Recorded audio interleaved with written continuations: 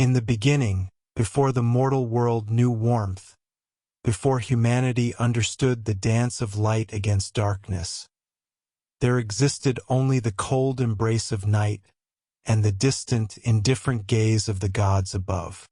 This is a story older than memory itself, a tale woven into the very fabric of existence. It is the story of Prometheus, the Titan who dared to love humanity more than he feared the wrath of Zeus. It is the story of fire, that sacred element, stolen from the halls of Olympus and gifted to the trembling hands of mortals below. Close your eyes now and let yourself drift backward through time. Feel the weight of centuries falling away like autumn leaves. We journey now to an age when the world was young, when titans walked the earth, and when the boundary between divine and mortal was as thin as morning mist. Breathe deeply, slowly. Let each breath carry you further into this ancient realm. Part 1. The Titan's Vision, 5 o'clock, 25:00. The nature of Prometheus. Long before the theft that would echo through eternity, there was simply Prometheus. His name means forethought, the one who sees ahead, the one who perceives what is yet to come. Unlike his brother Epimetheus, whose name means afterthought, Prometheus possessed the rare gift of foresight. He could look into the mist of tomorrow and see the shapes forming there. Among the Titans, Prometheus was different. While others reveled in their strength, their immortality, their dominion over the elements, Prometheus was cursed with understanding. He saw not just what was, but what could be.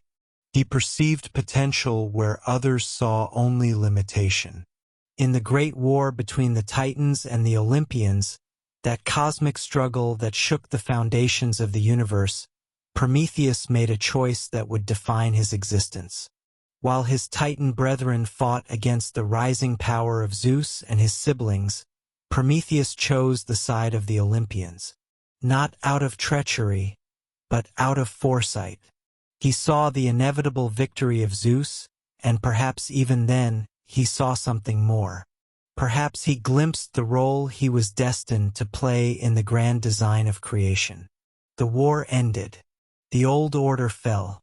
The Titans were cast down into Tartarus, that bottomless pit beneath the earth, where darkness is so complete it becomes almost solid.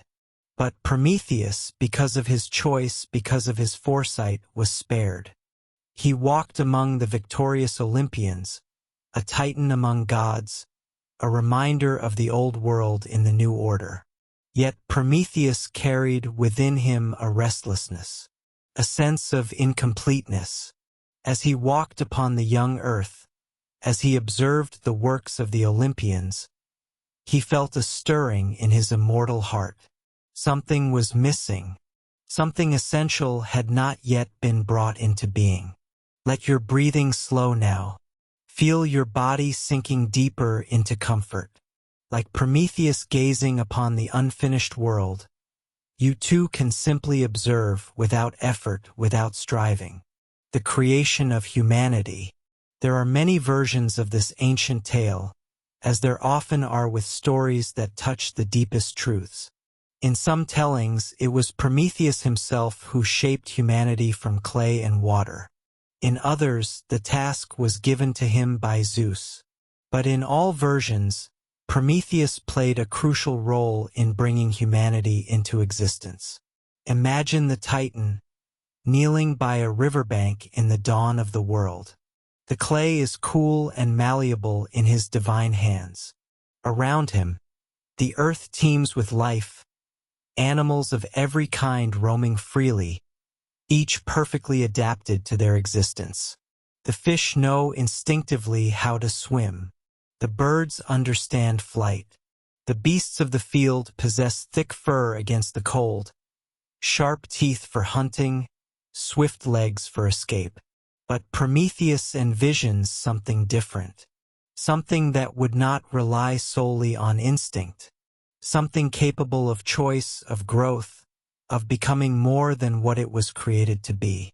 With infinite care, he molds the clay, not into a creature of overwhelming strength or natural weapons, not into something perfectly adapted to a single way of living. No, Prometheus creates something seemingly weak, seemingly vulnerable. Creatures that stand upright on two legs. Creatures with hands that can grasp and manipulate. Creatures with minds that can imagine and create. He shapes them, it is said, in the image of the gods themselves. Not in physical perfection, but in potential. In the capacity for thought, for choice, for transformation.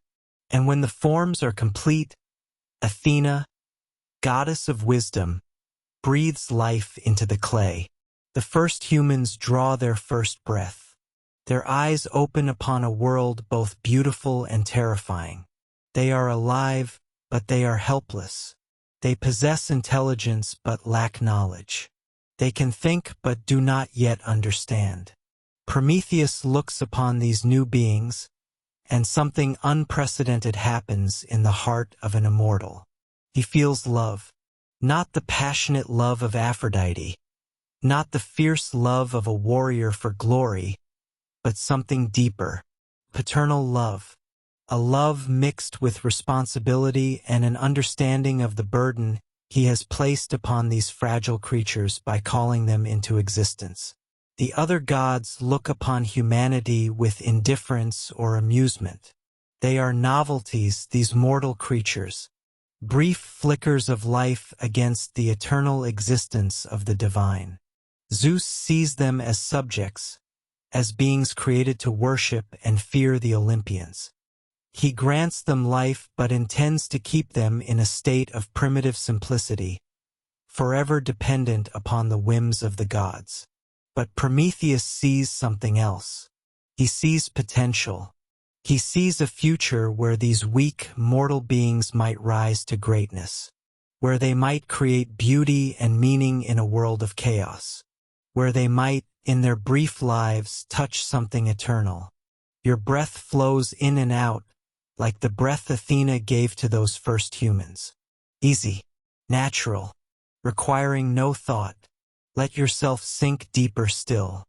The state of early humanity. In those first days, humanity existed in a state of profound vulnerability. They huddled in caves when night fell, terrified of the darkness. They ate their food raw, scrounging for roots and berries, competing with animals for sustenance. When winter came, they suffered, their naked skin defenseless against the biting cold. When sickness struck, they had no remedies, no understanding of healing. They could think, yes, they could speak to one another, forming the first fragile bonds of community. They could look at the stars and wonder. They could feel joy at the birth of a child and sorrow at the death of a companion. But in practical terms, they were helpless. The gods had given other creatures their gifts. The eagle soared with wings that cut through the air. The lion stalked with muscles rippling beneath golden fur, armed with claws like daggers. The bear possessed both strength and thick fur against the elements. Even the smallest mouse had sharp teeth and the instinct to burrow deep into the earth for warmth and safety. But humanity had only their minds and their hands. And without knowledge, without tools, these gifts were nearly useless. Prometheus watched this suffering with growing anguish. Each cold night that humans shivered in their caves. Each time a child succumbed to illness that might have been prevented. Each moment of fear as predators circled in the darkness. All of it pierced his divine heart. He approached Zeus, the king of gods, the wielder of the thunderbolt, ruler of Olympus. He petitioned for humanity to be given more. Skills, knowledge, protection. But Zeus refused. "They are mortal," Zeus declared, his voice like rolling thunder. Let them remain in their proper place. They worship us in their fear and ignorance. They know they are beneath the gods. This is the natural order. They live, they struggle, they die. What more do they need? Prometheus tried to explain, tried to make Zeus understand what he saw when he looked at humanity. The potential, the possibility, the spark of something divine within mortal flesh. But Zeus would not be moved. To Zeus, humanity's weakness ensured their dependence on the gods. Their ignorance kept them properly humble. Their suffering reminded them daily of the vast gulf between mortal and divine. And so humanity continued to suffer, continued to struggle in darkness and cold, barely surviving, living lives that were, in the words of a philosopher who would come much later, nasty, brutish, and short. But Prometheus could not look away, could not accept this as the final state of the beings he had helped bring into existence. The love in his immortal heart grew stronger, even as Zeus's prohibition grew more firm. In the darkness of night, as you rest now, feel that same protection Prometheus wished for humanity. You are safe. You are warm. Let that security ease you deeper into peace. The gift of knowledge. The first transgression. Before the fire there was another gift. Another act of defiance that set the stage for the greater theft to come. It began with a sacrifice, a ritual meant to honor the gods but which became instead a moment of cosmic rebellion. In the early days of the world, when the relationship between gods and mortals was still being defined, a great sacrifice was to be made. An ox was slaughtered, and the question arose: which parts should be given to the gods, and which should remain for mortal consumption? Zeus called upon Prometheus to divide the sacrifice.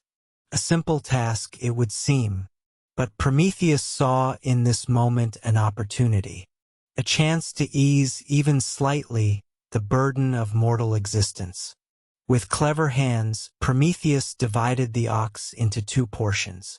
In one portion, he placed all the meat, all the nourishment, all that could sustain human life, but he wrapped it in the unappealing stomach of the beast. In the other portion, he placed only bones and fat, worthless for sustenance, but he wrapped these in gleaming white fat that appeared rich and desirable. He presented these portions to Zeus and invited the king of gods to choose first. Zeus, seeing the gleaming fat, chose that portion for the gods. And thus it was established that in sacrifices, the gods would receive the bones and fat, while humans would keep the meat. Some say Zeus was deceived by Prometheus's trick, but others, perhaps wisely, suggest that Zeus knew exactly what Prometheus had done, that the king of gods understood the deception but chose to appear deceived, allowing the trick to succeed while storing up his anger for a future reckoning. Either way, the result was the same.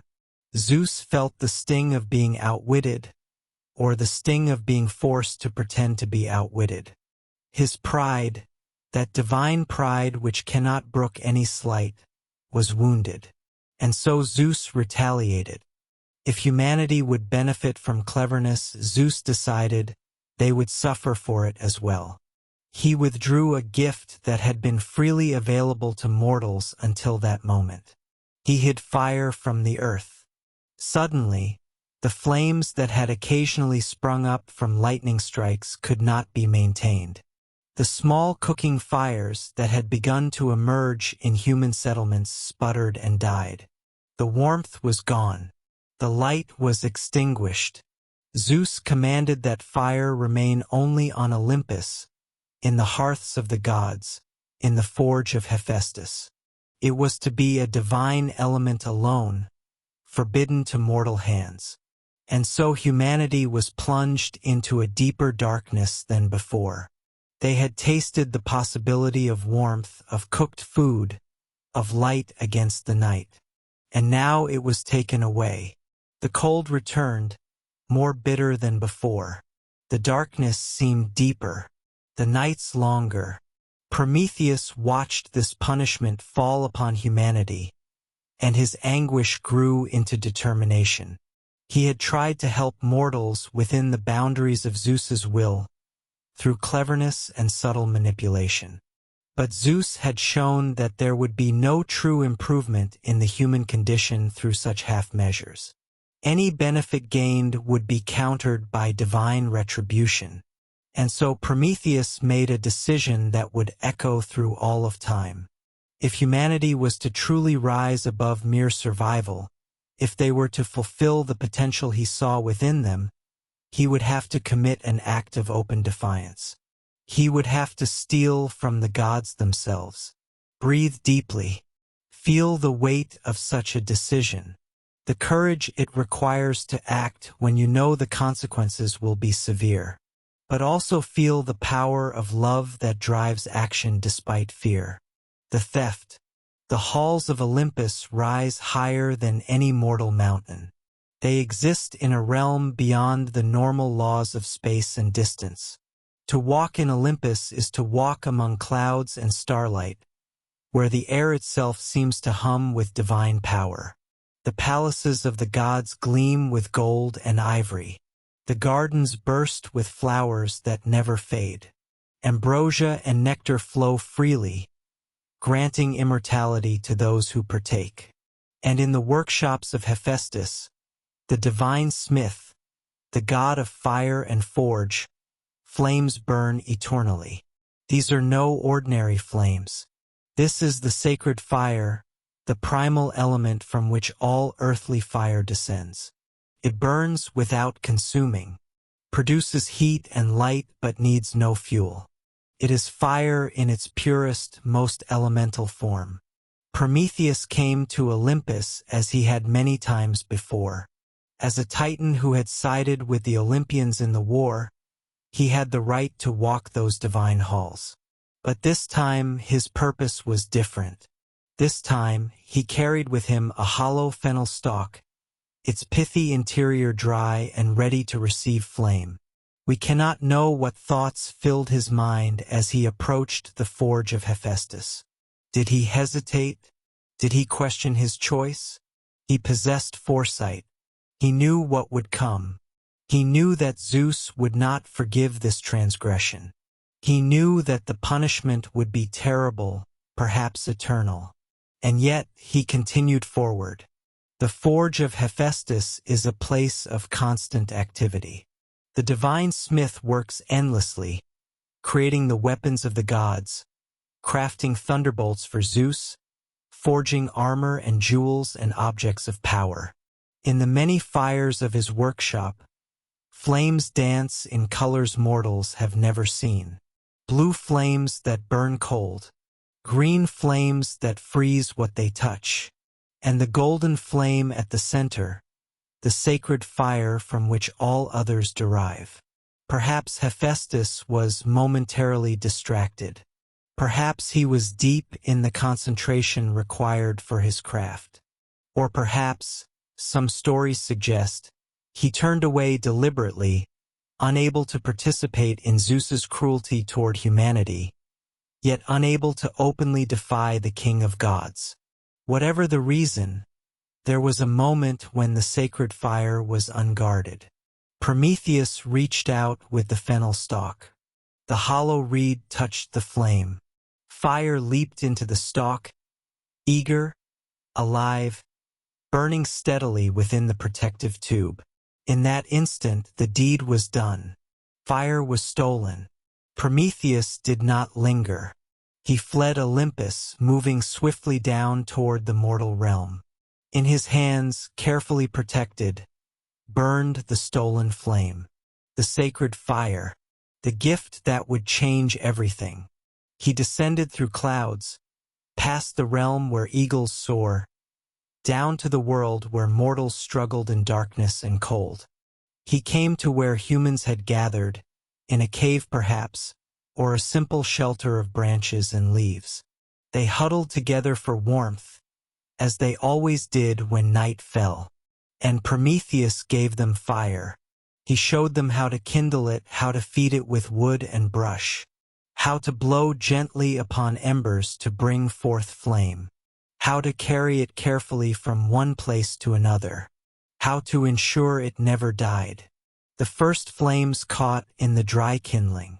Light blazed forth, pushing back the darkness.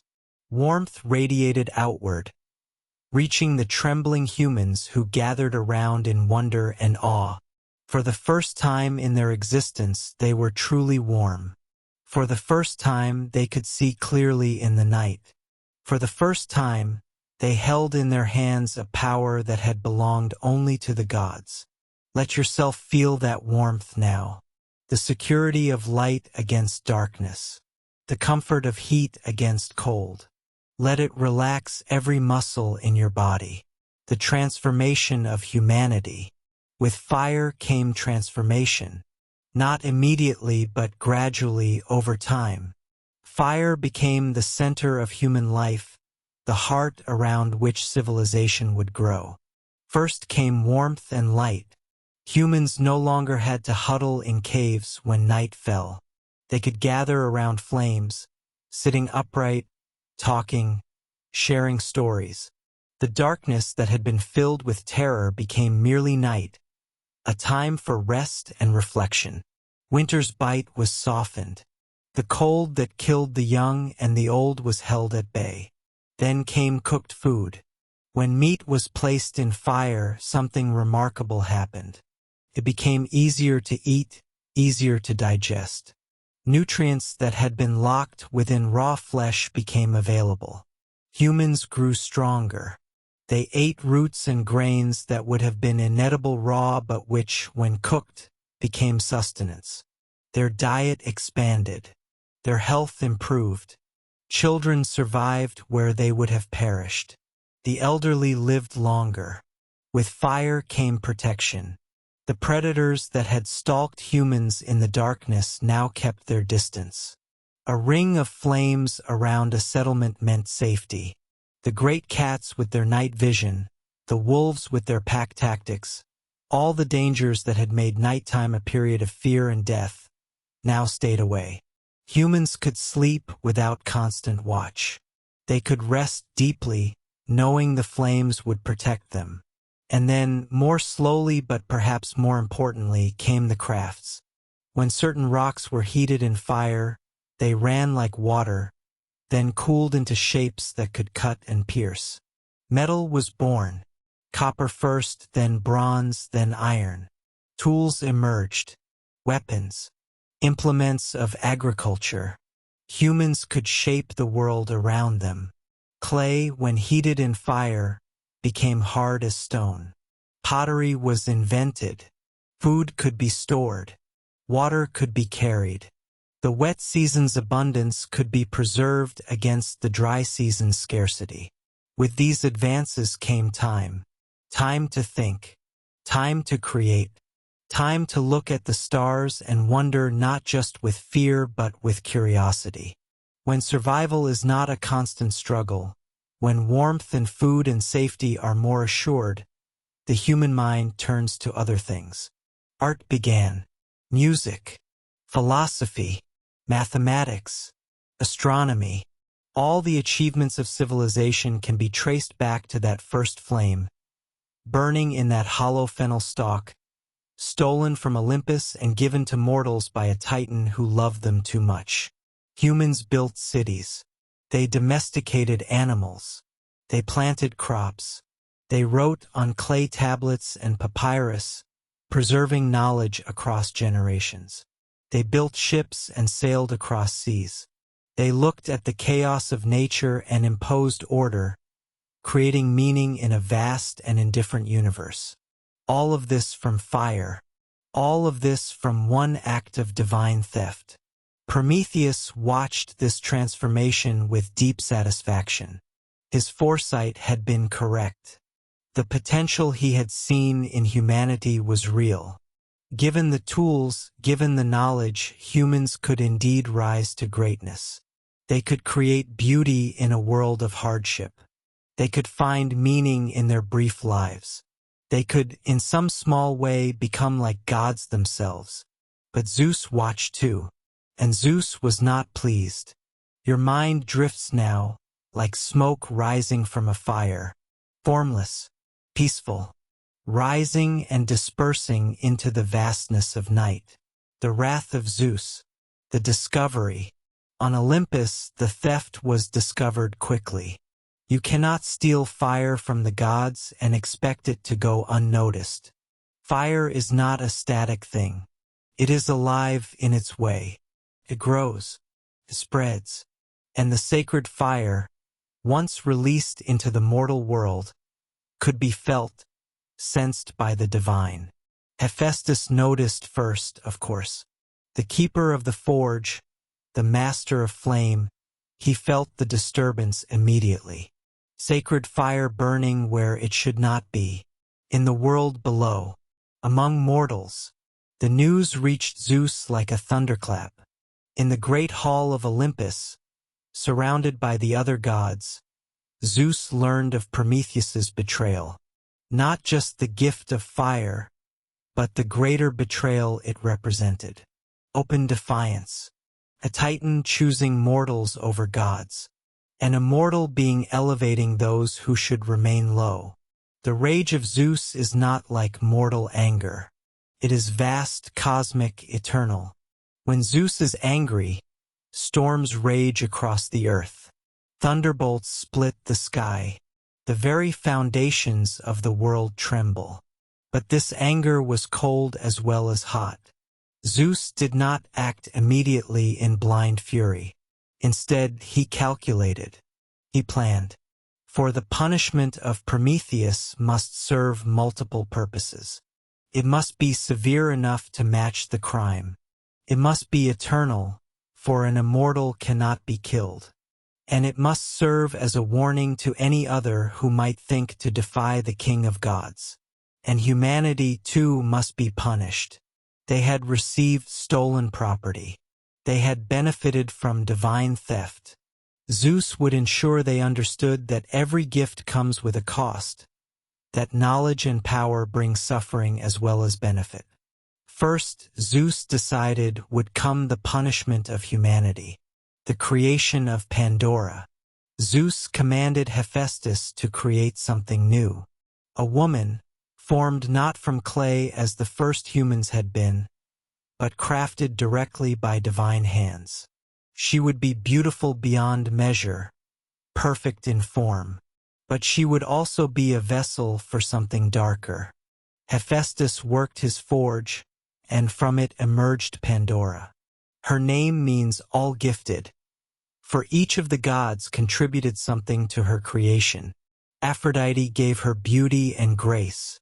Athena taught her crafts and domestic skills. Hermes gave her cunning and persuasive speech. Apollo granted her musical talent. Each god added something, creating a being who seemed a perfect gift. But Zeus added something else. Deceit, curiosity, a nature that would, despite knowing better, be unable to resist temptation. And Zeus gave Pandora a jar. Not a box, as later tellings would have it, but a great jar sealed with a lid. He told her never to open it. He impressed upon her the importance of leaving it closed. And yet, he crafted her nature such that this prohibition would be irresistible.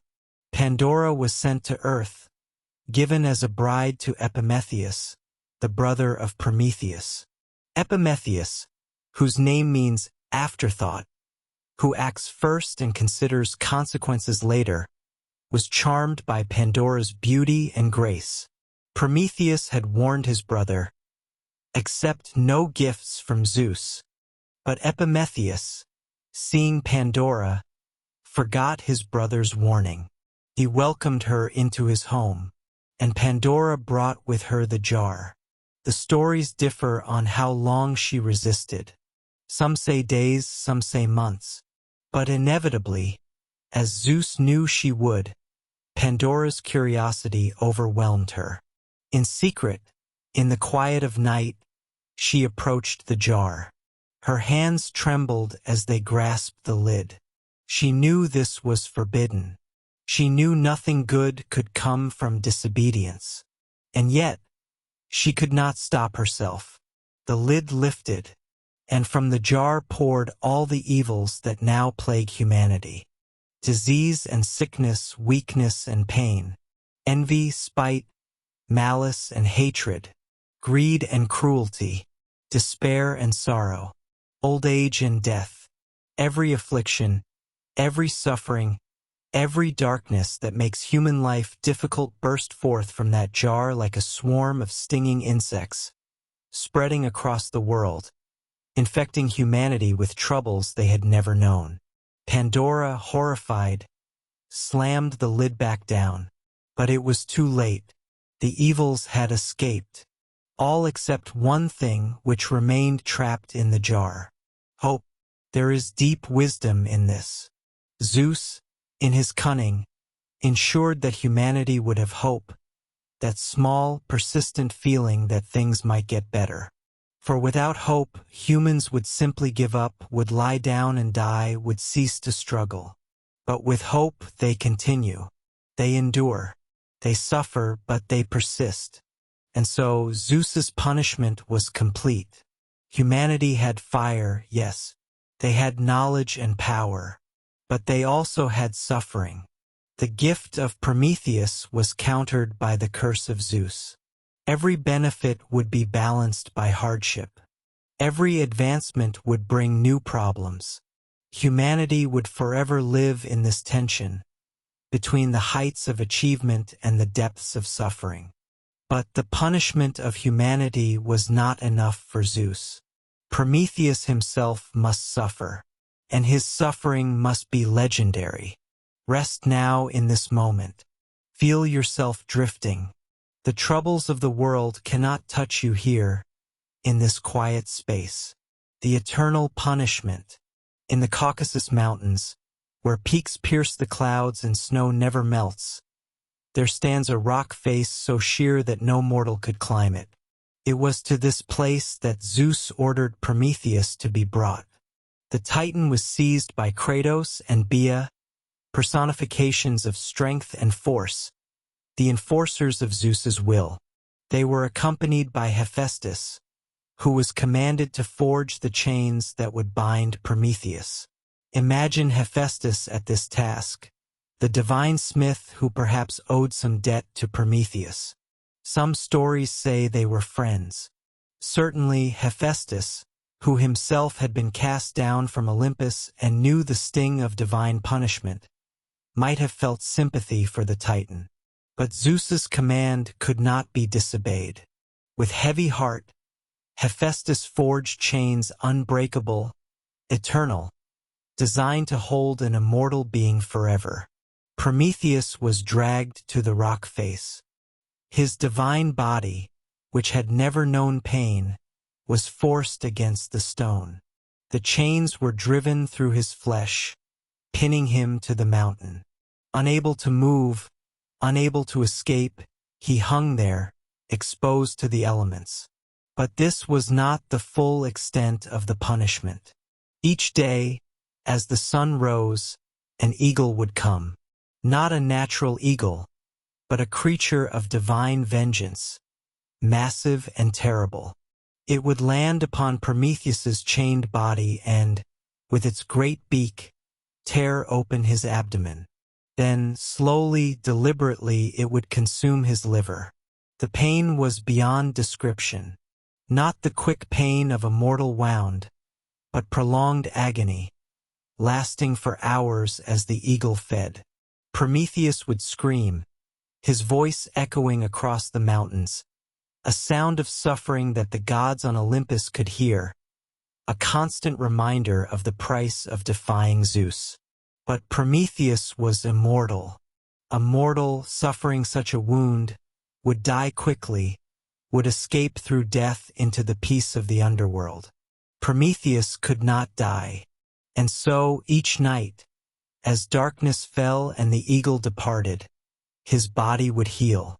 His liver would regenerate. By morning he would be whole again. only to have the eagle return with the sunrise, day after day, month after month, year after year, century after century, the same torment, endless, eternal, the eagle coming with each dawn, the tearing of flesh, the consumption of his liver, the screams of agony, and then the healing, the brief respite of night, before the horror began again.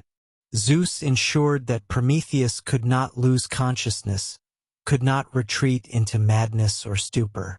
He would be fully aware, every moment, for all eternity. He would remember the crime that brought him to this fate. He would regret, Zeus hoped, his love for humanity. But here is where the stories reveal the true nature of Prometheus.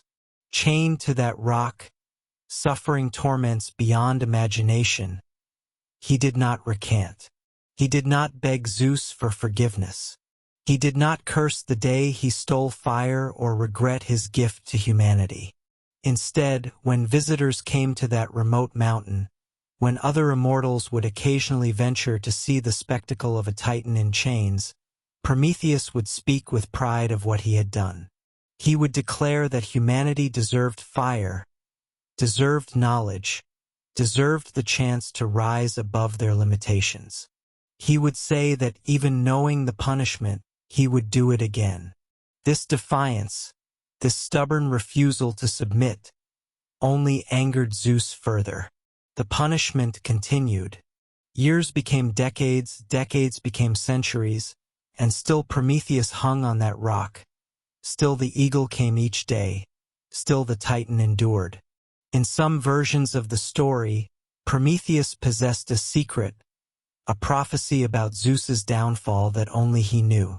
Zeus would sometimes come to the mountain, demanding that Prometheus reveal this knowledge. And Prometheus, even in his agony, would refuse. This was his power, the only power he had left.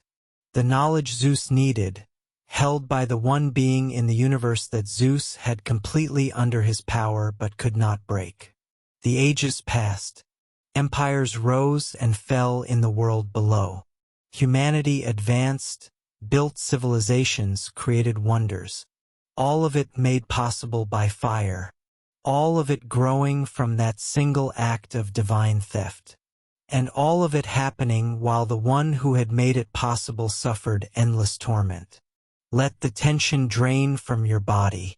You need not hold on to pain. You can simply let go, drifting into deeper peace. The meaning of the myth, the symbol of fire. Fire is more than heat and light.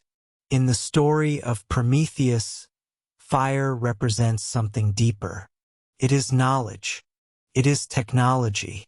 It is the divine spark within mortal beings that allows them to transcend their limitations. Consider what fire means on the most basic level. It is transformation. Wood becomes ash. Raw becomes cooked. Cold becomes warm. Darkness becomes light. Fire takes one thing and makes it into something else. It is the ultimate symbol of change, of potential, of the power to alter the world. Before fire, humanity lived in the world as it was. They accepted their limitations. They huddled in caves. They ate raw food. They feared the night. They were subject to nature, to the whims of weather and season, to the danger of predators. They existed within boundaries they could not cross. After fire, those boundaries began to dissolve. Humans could reshape their environment. They could take raw materials and transform them into tools. They could create warmth where there was cold, light where there was darkness. They could cook food, making inedible things edible, poisonous things safe, tough things tender. But more than physical transformation, fire represents intellectual transformation. The ability to look at the world not as it is, but as it could be. The capacity to imagine something that does not yet exist and then bring it into being. This is the true gift of Prometheus. Not just literal fire, but the fire of imagination, of creativity, of the desire and ability to improve the human condition. In every act of human progress, we see the fire of Prometheus burning. When a scientist makes a discovery that pushes back the boundaries of ignorance. When an artist creates something beautiful that speaks to the human soul. When an engineer designs a machine that lightens human labor. When a doctor discovers a cure for disease. All of these are extensions of that first gift, that stolen fire that set humanity on the path of advancement. The myth tells us something profound about the nature of progress. It comes with a cost. It requires sacrifice. Prometheus paid with eternal torment. Humanity received fire but also received all the evils from Pandora's jar. Knowledge brings power, but it also brings responsibility, complexity, and new forms of suffering. This is why the myth remains relevant across millennia, because humans still grapple with this tension. We create technologies that improve life but also bring new dangers. We gain knowledge that frees us from old limitations but imposes new burdens.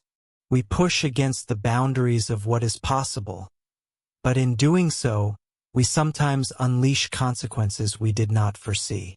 The story of Prometheus is the story of human ambition, of our refusal to accept limitations, of our drive to know, to understand, to master our environment and our fate. And it is also the story of the price we pay for this ambition. Breathe slowly, deeply. Consider how each breath is a small fire within you, oxidation occurring in every cell, energy created from transformation. The defiance of authority. At its heart, the Prometheus myth is about defiance, about choosing to do what is right even when authority declares it wrong, about standing against power in the name of love and justice. Zeus, as king of the gods, represents ultimate authority. His word is law. His will shapes reality. To defy Zeus is to defy the very order of the cosmos. And yet, Prometheus does exactly that. This makes Prometheus one of the first rebels in Western literature. One of the first figures to say no to illegitimate authority. Zeus's prohibition on fire is not just a law. It is fundamentally unjust. It keeps humanity in a state of suffering for no reason other than to maintain the god's superiority. It is power asserting itself simply because it can. Prometheus recognizes this injustice and cannot accept it. His foresight allows him to see what humanity could become with the right tools. His love for his creations makes their suffering unbearable to him.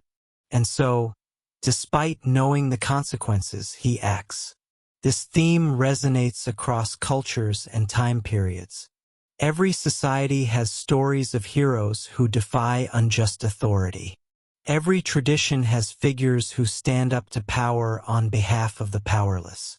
Prometheus is perhaps the archetype of this figure, the one who suffers so others might be free. But notice what Prometheus does not do. He does not try to overthrow Zeus. He does not attempt to seize power for himself. He does not seek to replace one authority with another. Instead, he simply gives humans the tools they need to improve their own condition. He empowers them. He trusts them with fire, with knowledge, with the capacity to shape their own destiny. This is a profound form of respect. Prometheus could have kept humanity dependent on him. He could have become their king, their god, demanding worship and gratitude for his gift. But he does not. He gives them fire and steps back, allowing them to determine for themselves what they will do with it. Zeus's response reveals the insecurity of his authority. A truly secure power would not be threatened by humans having fire. It would not require keeping mortals in darkness and cold to maintain its superiority. Zeus's savage punishment of Prometheus shows that his authority rests on control, on domination, on the fear and dependence of those below him. Prometheus, chained to his rock, becomes more powerful than Zeus in a certain sense. He cannot be broken. His will cannot be bent. Even in absolute physical helplessness, even in eternal torment, he remains free in the only way that ultimately matters. He made a choice and he stands by it. No amount of suffering can make him regret loving humanity more than he feared the wrath of Zeus. This is why Prometheus has inspired revolutionaries, artists, scientists, and freethinkers throughout history. He represents the human spirit at its best. The refusal to accept that this is just how things are. The courage to imagine something better and to fight for it, regardless of cost. The love that places the well-being of others above personal safety. Let your mind rest on this. The quiet strength of conviction. The power of choosing meaning even in suffering. The question of suffering. Why must Prometheus suffer? This question echoes through the myth and through all of human existence. Why must the one who acts out of love be punished? Why must progress come at such a price? Zeus's answer is clear. Prometheus suffers as a deterrent, as a warning. This is what happens to those who defy the gods. This is the price of rebellion. Obey or face eternal torment. But there is a deeper truth in the myth, one that speaks to the nature of existence itself. Suffering is not always punishment for wrongdoing. Sometimes suffering is simply the cost of caring deeply, of loving greatly, of choosing to act when an action would be easier. Prometheus suffers because he loves humanity. If he did not care, he would not have stolen fire. If he could look upon human suffering with indifference, he would have remained comfortable on Olympus, safe in the regard of Zeus. His torment is inseparable from his compassion. You cannot have one without the other. This is a truth that echoes through many spiritual and philosophical traditions. Love and suffering are intertwined. To open your heart is to make yourself vulnerable to pain. To care deeply is to accept that you will hurt when the object of your care suffers.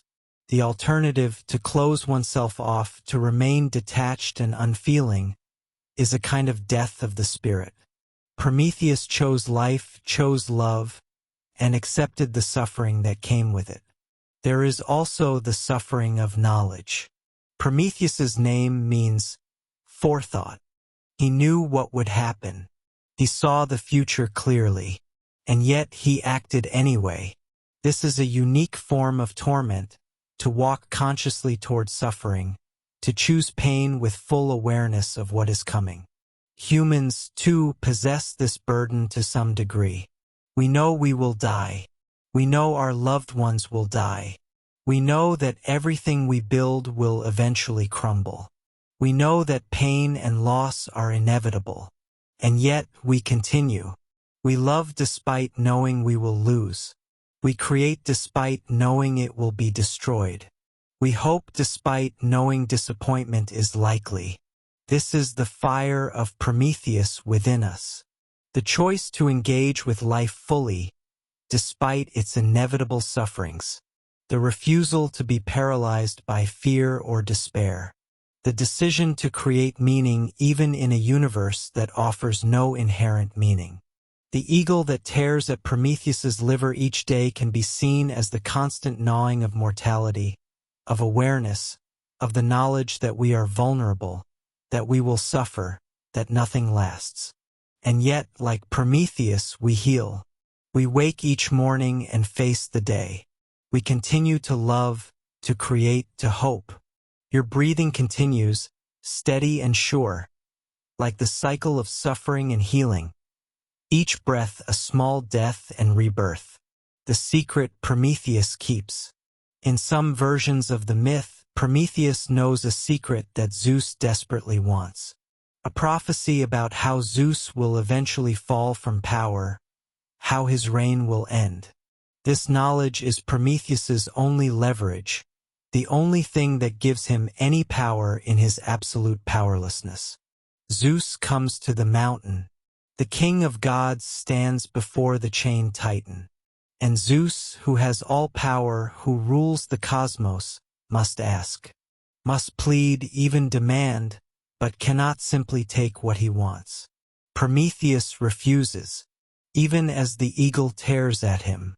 Even as he suffers torments beyond description, he keeps his secret. This is his resistance. This is how he fights back. The secret represents many things. On one level, it is simply leverage, a bargaining chip. But on a deeper level, it represents the things that power cannot simply seize.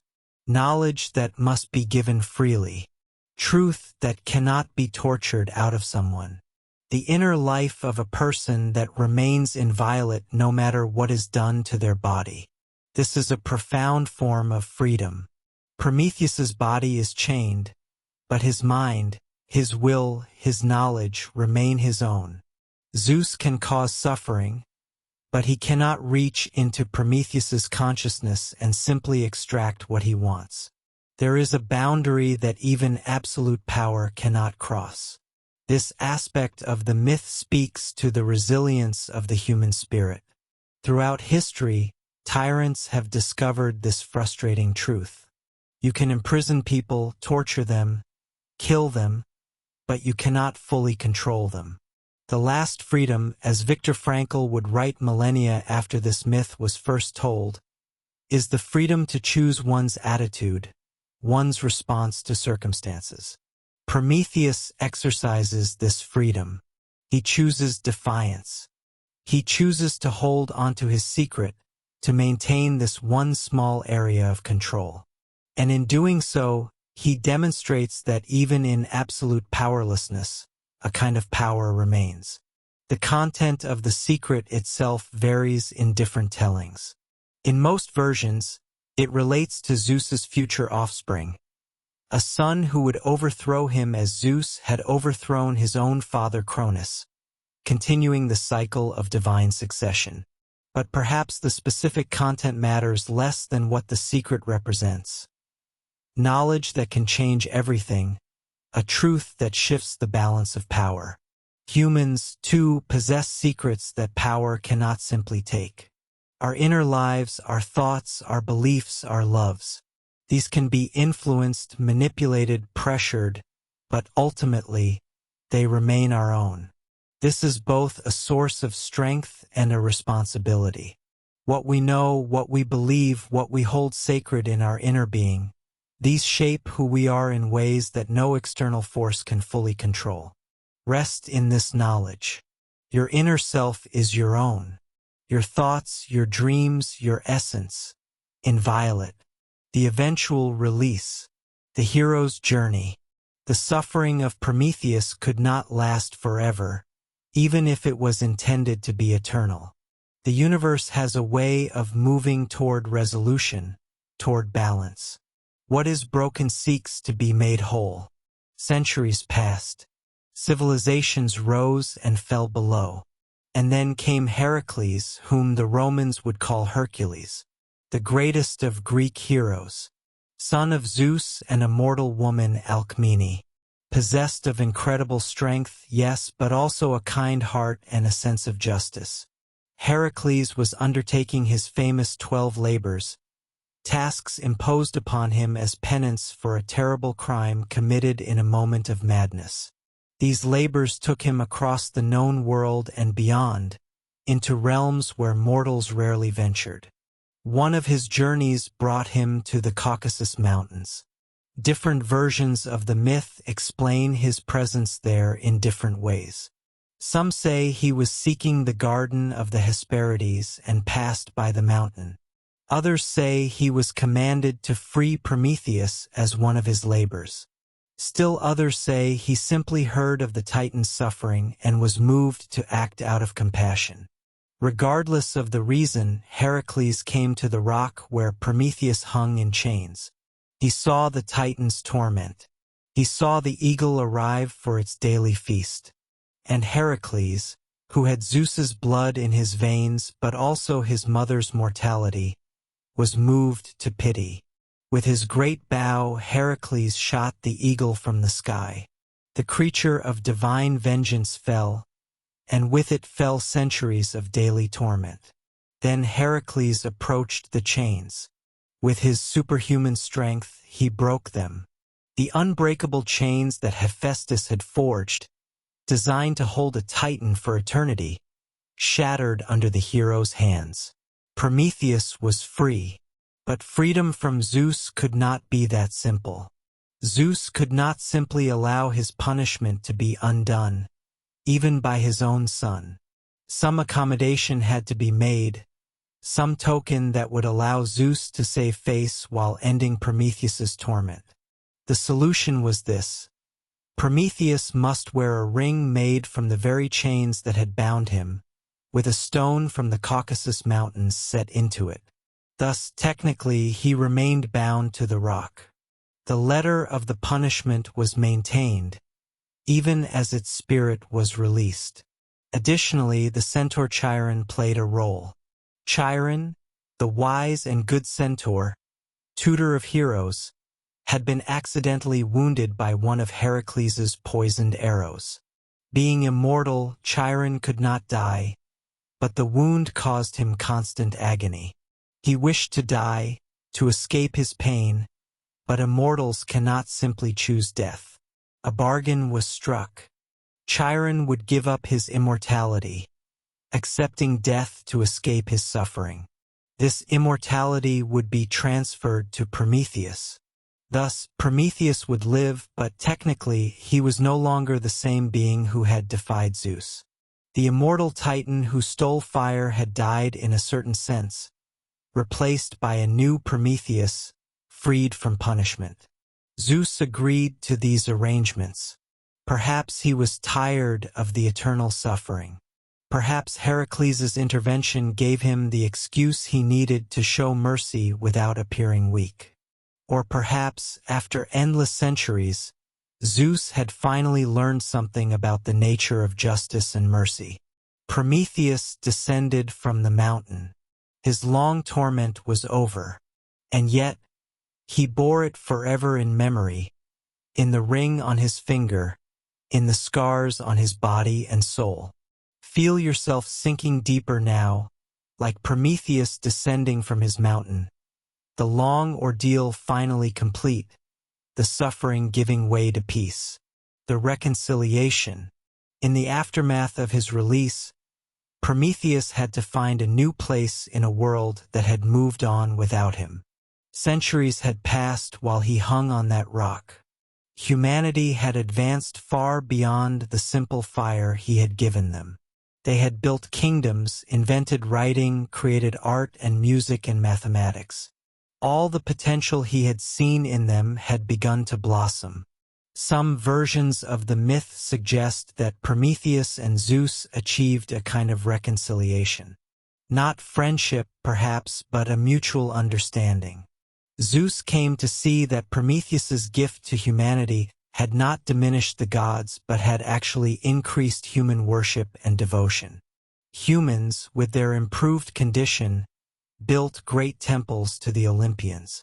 They offered elaborate sacrifices. They created art that glorified the divine. Ironically, Prometheus's crime had resulted in greater honor for the gods, not less. And Prometheus, for his part, had to accept that his methods, however noble in intent, had brought suffering not just to himself but to humanity through Pandora's jar. His gift had been a mixed blessing. Fire had enabled human progress, but that progress came with new problems, new forms of suffering. This is perhaps the most mature understanding the myth offers. There are no pure victories. Every gift carries a curse. Every advance brings new challenges. The question is not whether to accept this reality, but how to move forward knowing it to be true. Prometheus, freed but forever changed by his suffering, had to decide what his new role would be. He could not simply return to his former life. The centuries on the rock had transformed him. Suffering, even when unjust, changes us. We cannot simply shake it off and continue as if it never happened. In some stories, Prometheus becomes a teacher to humanity. He shares not just fire but knowledge, wisdom, the benefits of his foresight. He teaches them the arts of civilization, medicine, mathematics, astronomy, architecture. All the knowledge he possesses, he freely gives. This is a beautiful image. The one who suffered for loving humanity continuing to serve them even after his torment ends. Not seeking revenge, not withdrawing into bitterness, but choosing again and again to help, to teach, to elevate. Other stories suggest Prometheus retired from the world, seeking peace in obscurity. Having played his role in the great drama of existence, he steps back, allowing events to unfold without his intervention. This too has wisdom. Sometimes the most loving thing we can do is step aside, trust others to find their own way, resist the urge to control or direct. Perhaps both versions contain truth. Perhaps Prometheus did both, teaching when asked but otherwise remaining quietly in the background. A resource available but not imposing. A guide when needed but not a ruler. What is clear is that Prometheus's story did not end with his punishment. Suffering, even eternal suffering, is not the final word. Hope remains. Healing is possible. The universe moves toward wholeness, even if the path there is long and painful. Your body is completely relaxed now. Heavy. Peace. Like Prometheus finally released from his chains, you can simply be, without struggle, without effort. The legacy. The story of Prometheus has echoed through thousands of years. Every culture that encountered the Greek myth found something in it that spoke to their deepest concerns, their highest aspirations, their understanding of the relationship between human and divine, between suffering and meaning. The Romans adopted the story, seeing in Prometheus a figure of nobility and tragic grandeur. They understood him as the champion of civilization against barbarism, of reason against chaos. Early Christians saw parallels between Prometheus and Christ. Both suffered unjustly for the benefit of humanity. Both were willing to endure torment out of love. Both defied divine authority in the name of a higher good.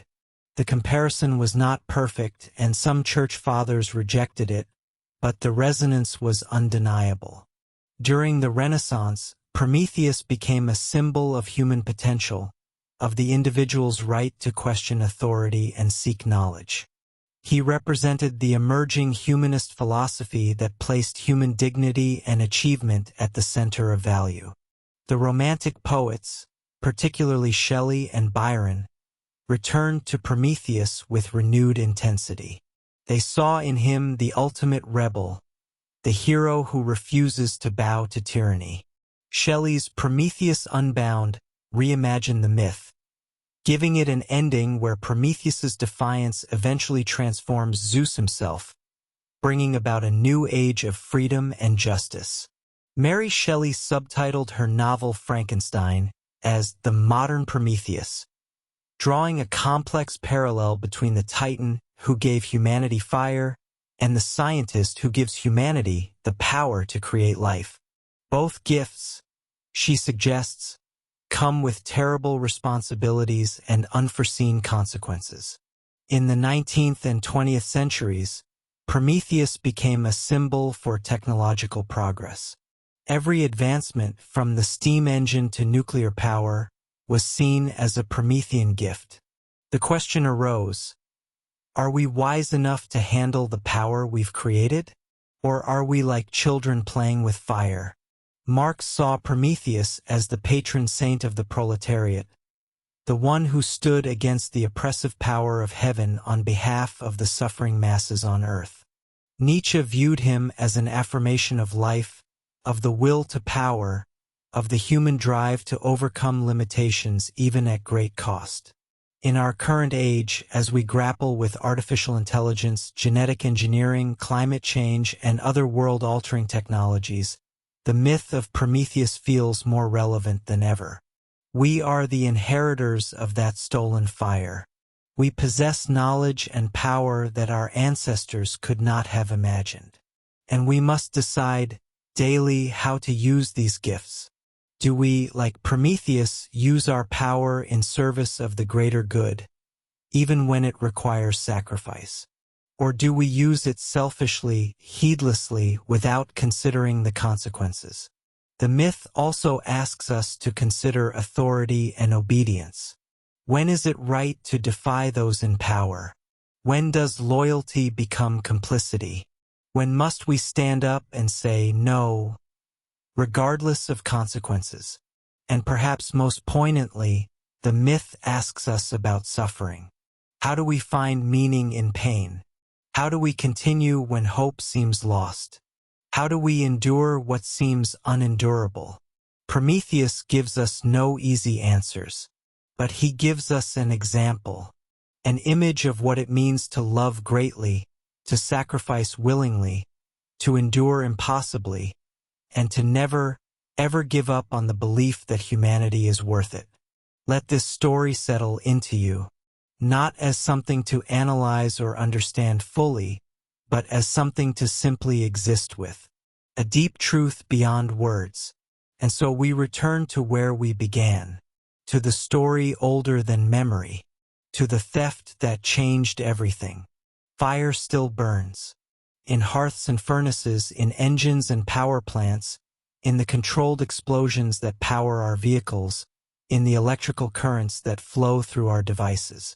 All of it traces back to that single flame, burning in a hollow fennel stalk, stolen from Olympus, given to humanity by a Titan who loved too much. And we still suffer.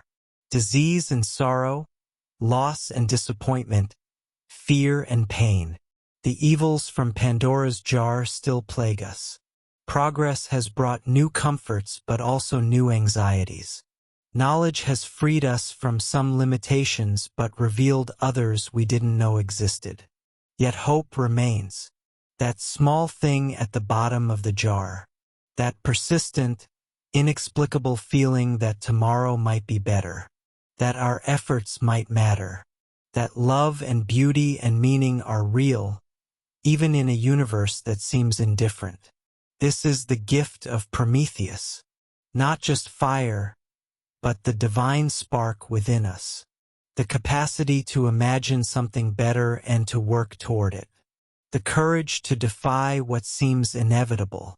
The love that chooses to act even when the cost is high. You carry this fire within you, in every creative act, in every moment of compassion, in every time you choose to stand up for what is right, even when it would be easier to look away.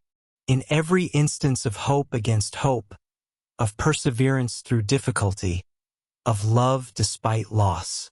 You are the inheritor of that ancient gift. You are what Prometheus suffered for. You are the reason the theft was worth it. Breathe deeply now. Feel the air entering your lungs, oxygen feeding the slow fire of metabolism in every cell. You are literally burning with the gift of Prometheus, turning fuel into energy, warmth, life. The story of Prometheus is not just ancient history. It is happening now in this moment, in you. Every time you learn something new, you steal fire from the gods. Every time you create something beautiful, you honor the Titan's sacrifice. Every time you endure suffering without losing your humanity, you prove that his faith in us was justified. Let yourself drift now. The story has been told. The fire has been given. The long torment has ended.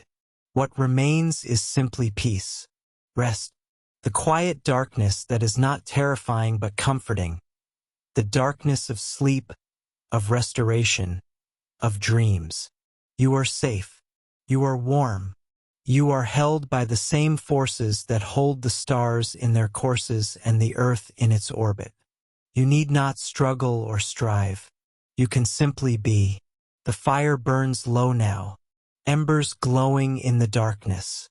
Warm, gentle, slowly fading as sleep approaches. Prometheus, freed from his chains, descending from his mountain. The eagle, its task completed, flying into the sunset. The fire passed from hand to hand across the centuries, burning still. Hope remaining when all else has fled. And you, drifting now, letting go, falling into deep, restorative sleep. The story is told. The lesson is learned. What remains is simply rest. Deep, peaceful, healing rest.